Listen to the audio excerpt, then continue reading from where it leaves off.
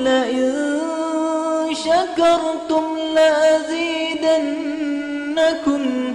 ولئن كفرتم إن عذابي لشديد. Ini kita akan bahas sedikit menjelang jam 10. 7 kelebihan atau kedahsyatan puasa. Yang pertama, ya, ada satu proses dalam badan kita itu namanya autofagi. Autofagi itu tubuh akan memakan sel-sel yang rusak. Dia bisa kerja kalau apa? Kalau dikasih bahan baku yang pas. Ya. Maka Ramadan saran saya, nggak lagi tepung deh, tepung-tepungan. Saran saya, nggak lagi gula pasir, nggak ada lagi minyak goreng, nggak ada lagi nasi putih. Bisa diganti, nasi putih bisa ada ganti dengan apa? Cari yang sehat, beras merah kayak, beras coklat kayak, beras hitam misalkan.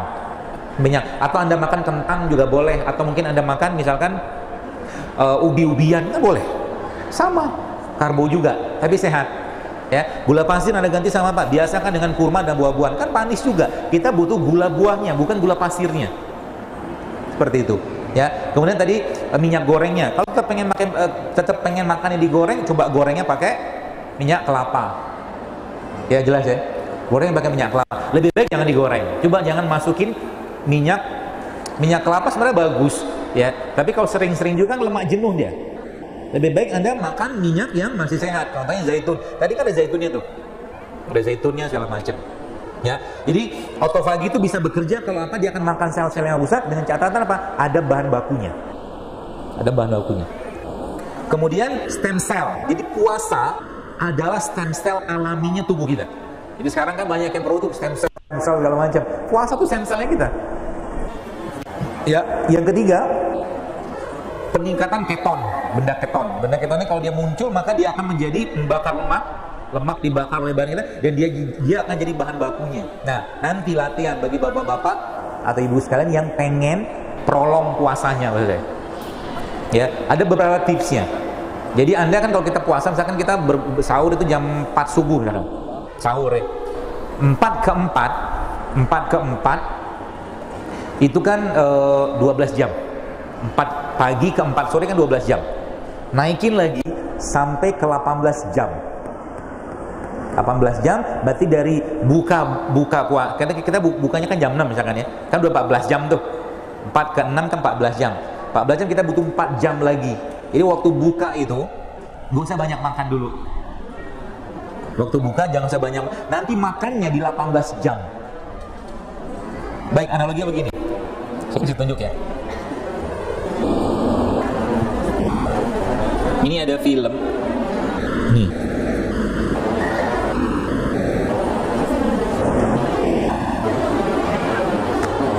Ya, ini jadi puasa itu memberikan kesempatan badan kita untuk bakar lemak. Catatannya apa? Begini konsepnya. Lihat film dulu deh sebentar. Nanti saya jelaskan.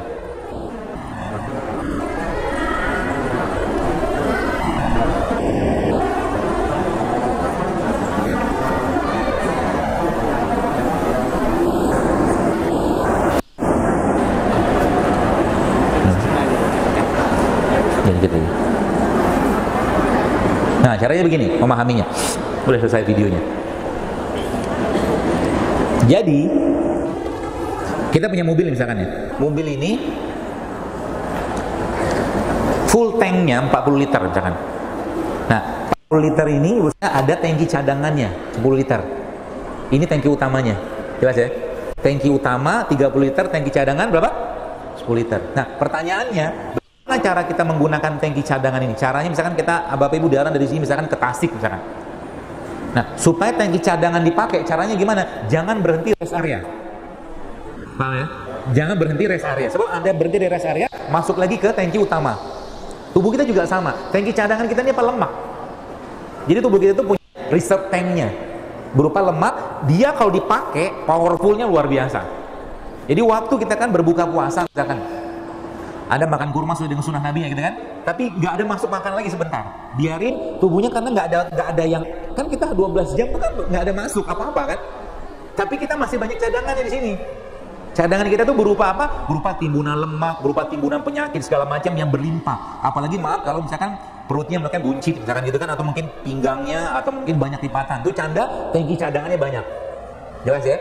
Ketika tangki cadangan banyak, jangan masukin di sini. Ini isinya apa sih? Gula kan? Jadi makan itunya pun batalin puasanya pun nanti pakai kurma secukupnya, jangan banyak-banyak. Karena kalau dia masuk lagi dia memenuhi lagi tangki utama. Sedangkan kita judulnya mau mengakses ini. Paham ya? Mengakses tangki cadangan. Sehingga caranya gimana? Minum air putih kalau kuat. Hanya air putih. Karena nggak ada masuk gula, akhirnya apa? Dia switch ke tangki cadangan. Berapa lama? Beberapa yang saya coba pelajari itu ada yang 16 jam, ada yang 18 jam, ada yang 20 jam, atau ada yang 24 jam. Diprolong puasanya. Ya, diprolong puasanya. Ya, sibuk dengan apa? Kita sibuk dengan ibadah. Ya, nanti kapan makannya? Bisa jadi makannya itu waktu sahur aja.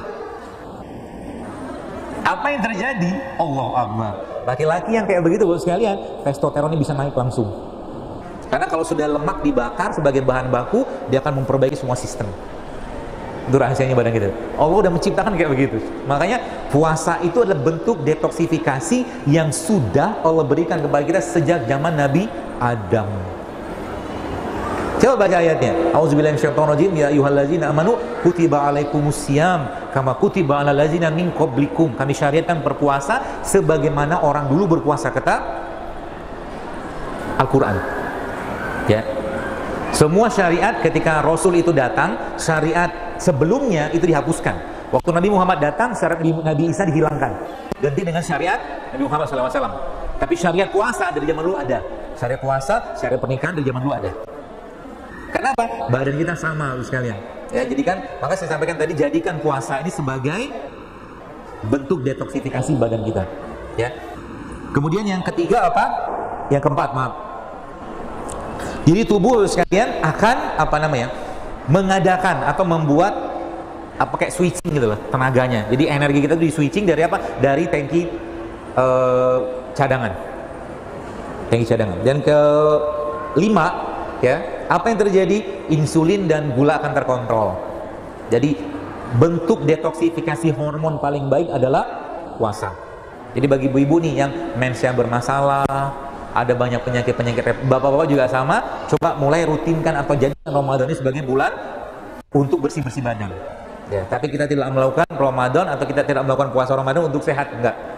Kita melakukannya karena diwajibkan, karena ketaatan. Ya. Nah, yang keenam, dia meriset isi bakteri badan kita, terutama khusus-khusus di perut.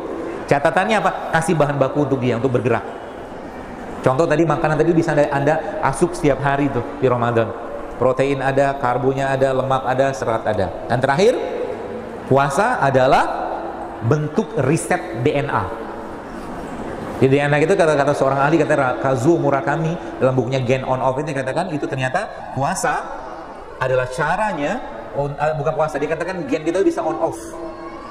Ya, on off-nya itu salah satunya dengan cara berpuasa.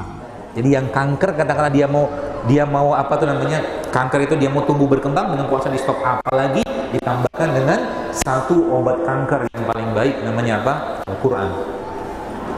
Contoh obat kanker. Ada beberapa jenis ruqyah yang memang dikhususkan untuk kanker pada Al-Quran. Coba belajar, tanya sama para peruqyah harusnya. Dan tambah lagi, kalau memang memungkinkan di Ramadan itu ada waktu, biasanya sih ada, atau tanggal 17-nya atau 19-nya atau 21-nya ada saat berbekam. Apakah berbekam membatalkan puasa? Kalau sampai lemas, iya. Jadi coba usahakan jangan banyak-banyak titik, ambil berkahnya aja. Ya, kayak sekarang juga sama. Sekarang tanggal berapa Hijriah nih? Coba dilihat nanti. Kalau memang tanggal berbekam sunnah tertentu, misalkan tanggal 17 atau 19 atau 21 ya, pada bulan atau tahunnya Islam, manfaatkan tanggal tersebut. شكرتم لأزيدنكم ولئن كفرتم إن عذابي لشديد